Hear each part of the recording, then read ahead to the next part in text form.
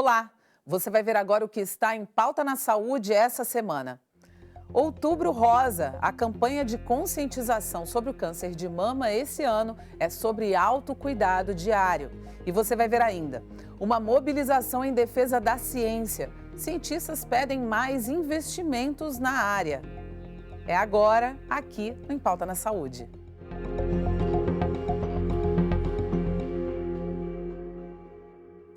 E a gente começa o programa com tudo que foi destaque sobre a Covid-19 essa semana no Brasil e no mundo. Olá, Ellen, e a todas e todos que nos acompanham. O Reino Unido vê subir os casos de Covid-19, mesmo com 65% da população totalmente imunizada. Dentre os motivos, segundo especialistas, estão o não uso de máscaras, o aumento das aglomerações e a baixa vacinação entre os jovens. O Brasil alcançou nessa semana a marca de 50% de vacinados com as duas doses ou com a dose única. O número de mortes apresenta tendência de queda e se manteve abaixo dos 400 por dia durante uma semana. Enquanto isso, vários municípios brasileiros decidiram diminuir o intervalo entre as doses das vacinas contra a Covid-19. A Prefeitura de São Paulo adotou o tempo de 21 dias para a aplicação da Pfizer e manteve o que é recomendado para a AstraZeneca e a Coronavac. Já no Rio Grande do Sul, a Secretaria Estadual de Saúde recomenda que a segunda dose seja aplicada 8 semanas depois da primeira. A produção da vacina da AstraZeneca aqui na Fiocruz continua e a instituição entregou ao Plano Nacional de Imunizações mais 2.100.000 doses nessa semana. É com você, Ellen. Obrigada, Bárbara. Cientistas de várias áreas estão preocupados com os rumos da pesquisa no país.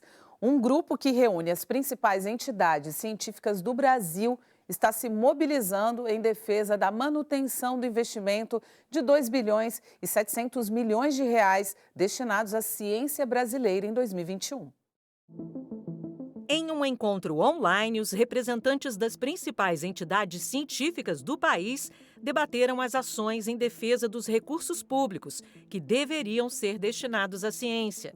A preocupação dos mais de 100 cientistas é uma só: a falta de dinheiro para dar continuidade às pesquisas no Brasil, com o recente corte de 600 milhões do Fundo Nacional de Desenvolvimento Científico e Tecnológico. O governo havia mandado um PLN, que é um projeto de lei do Congresso Nacional, para liberar uma parcela, 600 milhões desse recurso. E houve algum problema no cálculo do espaço fiscal, do teto de gastos, e o governo precisou realizar essas despesas em outros ministérios. E cortou da ciência e tecnologia e jogou para outros ministérios. Segundo o presidente da Sociedade Brasileira para o Progresso da Ciência, o corte compromete o andamento das pesquisas no Brasil, principalmente no momento de pandemia.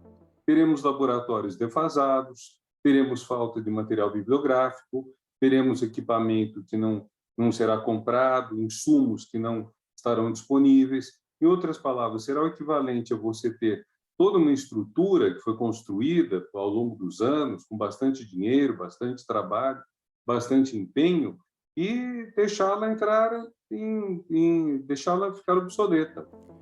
É o que também acredita um dos coordenadores do Observatório do Legislativo Brasileiro. Para João Feres, a sociedade precisa cobrar dos parlamentares ações em defesa do projeto de lei número 16, que poderia garantir ao menos os 600 milhões de reais à ciência ainda este ano.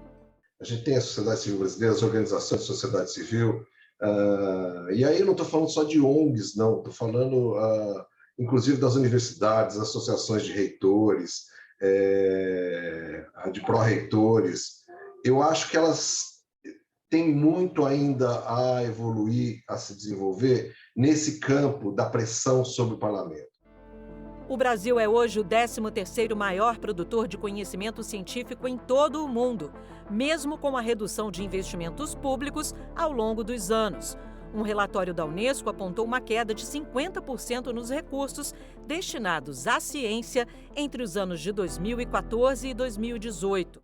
E para recuperar isso, a ciência é um dos principais trunfos. Qualquer economista informado sabe que hoje o principal fator para o desenvolvimento econômico Não é taxa de juros, embora seja importante, câmbio, embora seja importante, redução de direitos trabalhistas. Sabe que o mais importante mesmo é ter conhecimento rigoroso, ter ciência e formar os trabalhadores pela educação. É isso. Agora vamos ver o que anda acontecendo na saúde pelo mundo.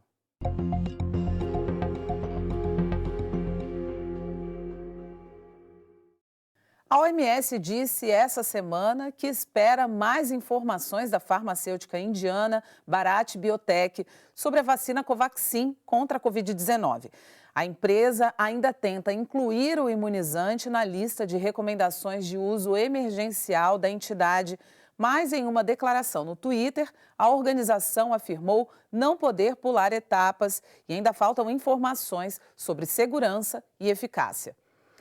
E outro programa liderado pela OMS para garantir que países mais pobres tenham acesso não só a vacinas, como também a exames e tratamentos contra a Covid-19, quer obter antivirais para pacientes com sintomas leves a moderados da doença por, no máximo, $10 por tratamento.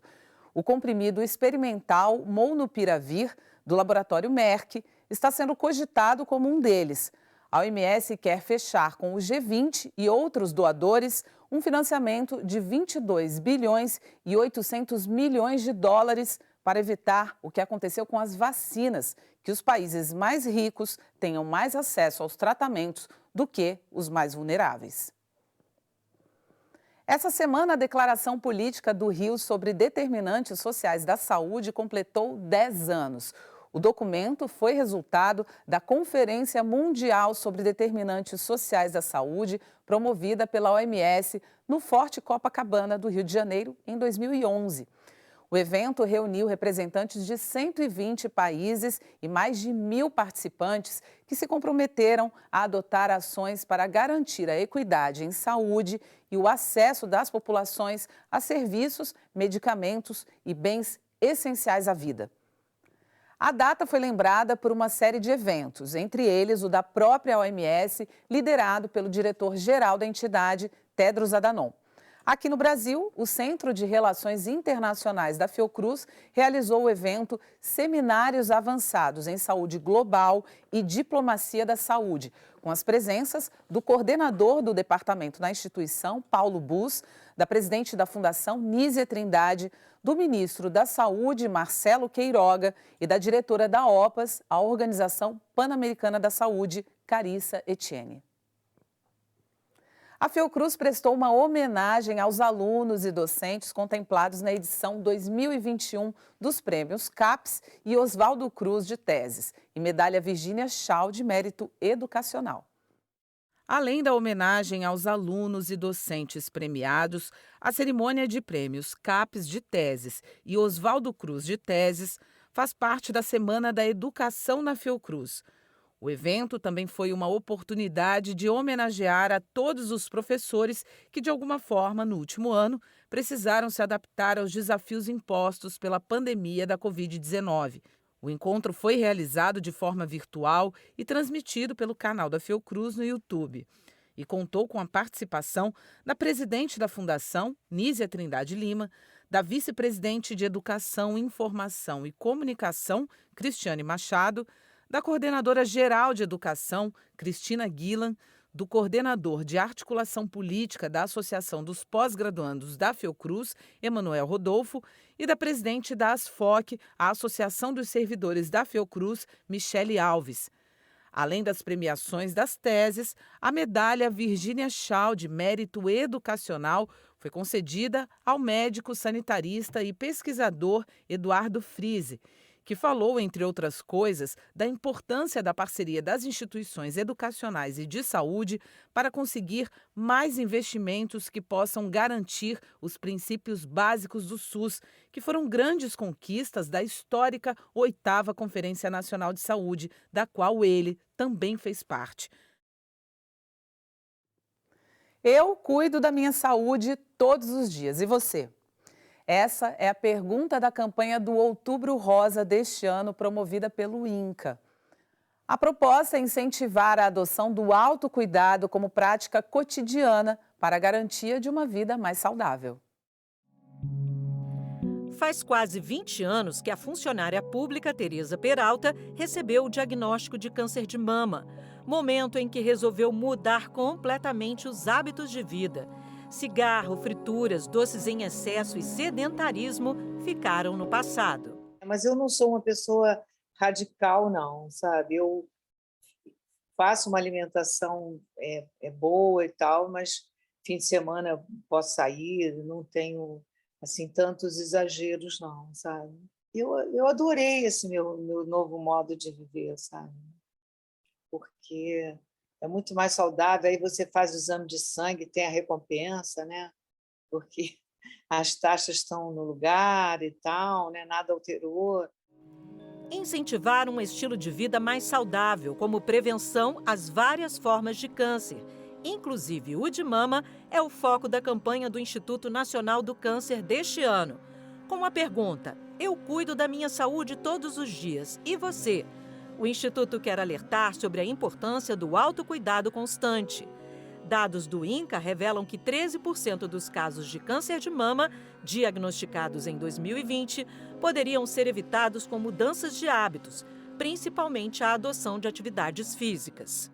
Então, quando a gente chama reflexão, é uma reflexão não só das pessoas em relação às suas possibilidades de cuidado na vida cotidiana, mas a própria sociedade, as formas de organização, da produção, do consumo, da vida social, que promovem determinadas práticas que a gente hoje tem muita evidência para saber que são nocivas e estão aí na base dessa nossa carga grande de doença crônica não transmissível.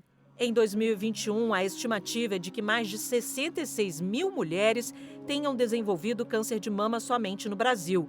Segundo o oncologista Carlos José de Andrade, a proposta é mudar de foco, pensar mais na saúde do que nas doenças. Olhar para nós mesmos como um ambiente que precisa ser preservado nas dimensões física, emocional, mental, espiritual e social, tudo isso passa pela questão do autocuidado. Então, quer seja no momento em que não existe nenhuma questão médica envolvida, né, ou a qualquer momento, eu gosto de destacar que a saúde não é necessariamente, e a gente fala muito isso, ausência de algum diagnóstico. Saúde passa pela nossa capacidade de mobilizar recurso para ele poder lidar com aquilo que é da nossa natureza. E assim a gente encerra o programa de hoje. Na próxima edição, a gente volta com mais notícias e tudo que está em pauta na saúde. Até lá!